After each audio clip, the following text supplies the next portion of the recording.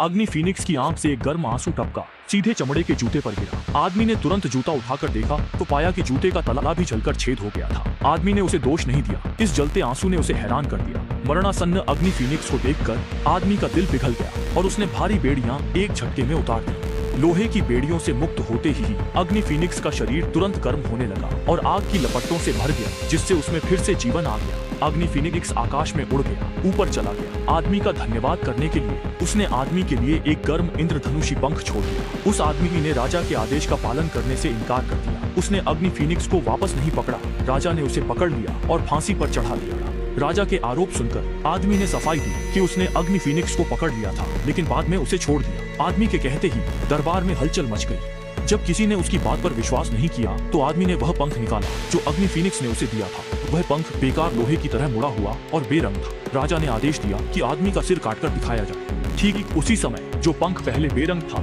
वह जलने लगा। अग्नि फीनिक्स महल के ऊपर प्रकट हुआ। वह चक्कर लगाकर सीधा मीनार की चोटी पर जा बैठा और उसके शरीर से निकलती रोशनी ने महल को चमका दिया। अग्नि फीनिक्स के प्रकट होने से आदमी ने झूठ नहीं बोला था। खुश होकर जनता को देखकर राजा को उस आदमी को छोड़ना पड़ा और उसे एक पोशाक इनाम में दी। लोग उस आदमी के चारों ओर गा नाच रहे थे। वह लोकप्रिय हो गया था और राजा ईर्ष्या करने लगा। कुछ ही दिनों में राजा ने चाल चली, बहाना बनाया कि वह बर्फीले देश की राजकुमारी से विवाह करना चाहता है और उस आदमी को आदेश दिया कि वह जाकर राजकुमारी को लेकर आए। आदमी लंबी यात्रा के बाद बर्फीले देश की तलहटी में पहुंचा। उसे उम्मीद नहीं थी कि बर्फीला देश आसमान छूती बर्फीली पहाड़ियों पर स्थित है। आदमी ने 3 दिन और 3 रात तक चढ़ाई की। बर्फीले देश के द्वार पर पहुंच गया। देखा कि द्वार पर कोई पहरेदार नहीं है। मौके का फायदा उठाकर अंदर घुसने की सोची, लेकिन अगले ही पल सामने एक पारदर्शी बर्फ की दीवार ने रास्ता रोक लिया। जैसे ही आदमी सामने खड़ी बर्फ की दीवार को देखकर असहाय महसूस कर रहा था, उसी समय उसकी जेब से वह फीनिक्स का पंख बाहर निकल आया। हवा में कुछ देर तैरने के बाद वह सीधा फुर्ती से बर्फ की दीवार में घुस गया। अगले ही पल